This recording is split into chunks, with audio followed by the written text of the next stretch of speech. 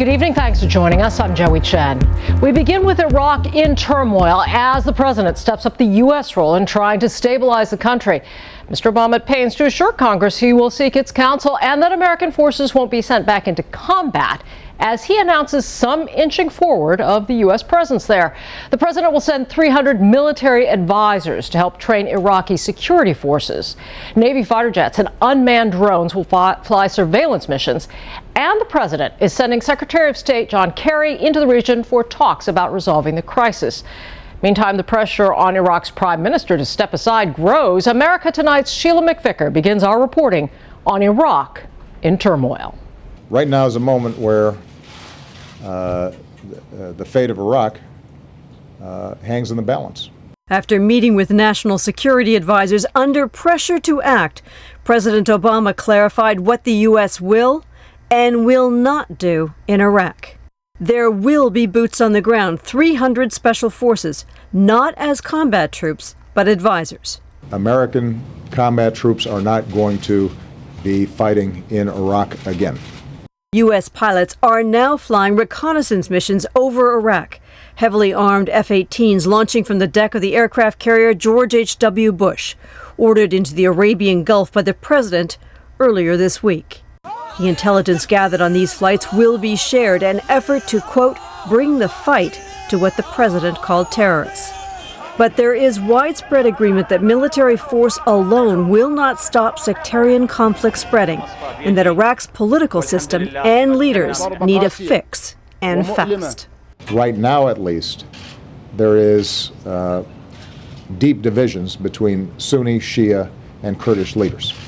And as long as those deep divisions continue or worsen, it's going to be very hard for an Iraqi central government to direct an Iraqi military to deal with these threats. Earlier this week, Iraq's Shia Prime Minister-elect Nouri al-Maliki finally made a call for national unity.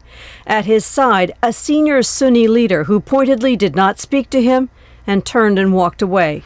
Maliki has had 2 terms in office. Increasingly, he has sidelined Sunnis and Kurds, made the army a sectarian force, and appointed military commanders accused of sectarian atrocities to govern cities with large Sunni majorities. Obama pointedly declined to say if he had confidence in Maliki's ability to govern across the divide.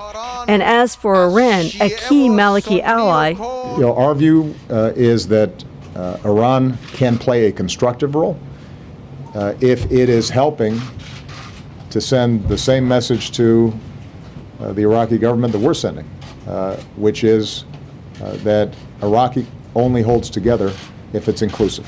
This is the leader of one of the most influential Sunni tribes in Iraq. His tribesmen fought alongside the U.S. against al-Qaeda during the surge. Now they have joined forces with ISIL. Al-Maliki is leading a sectarian war. We will not recognize the rule of Maliki. He must go, and a real government must come that is truly able to govern Iraq. If Maliki stays, Iraq will divide. After their lightning strike across Iraq, gathering territory and riches, rebel fighters attacked Iraq's largest oil refinery at Baji. Foreign workers have been evacuated, government forces fought back, and there are conflicting reports as to who now controls the facility. The refinery supplies much of Iraq's domestic needs. Already there is evidence of shortages, with long lines and growing anger. Iraq exports millions of barrels of oil a day from its southern oil fields. They're still producing, but if conflict spreads, that could change. The markets are already nervous, the price of a barrel of crude today hitting a 9-month high. Sara Vakhshouri is president of SVB Energy International, an energy consulting firm. Iraq's target oil production is almost to be doubled in the near future. And already most of the oil companies in the southern part of Iraq started to evacuate their employees. And if the threat on Iraqi oil facilities and countries start to expand, of course, the insecurity in the country and unstable political system is going to lead these international investors to leave the country, and this is going to affect the long-term supply of Iraq in the market. Taking a page from the wartime playbook of former dictator Saddam Hussein, Iraqi TV is cranking out patriotic songs and images. trying to portray an image of national unity in the face of immediate danger. All of us are ready to lay ourselves down for Iraq, reads the caption. The government claims that Sunni as well as Shia have responded to the call to arms, but they have offered no proof, and the sectarian division seems to deepen.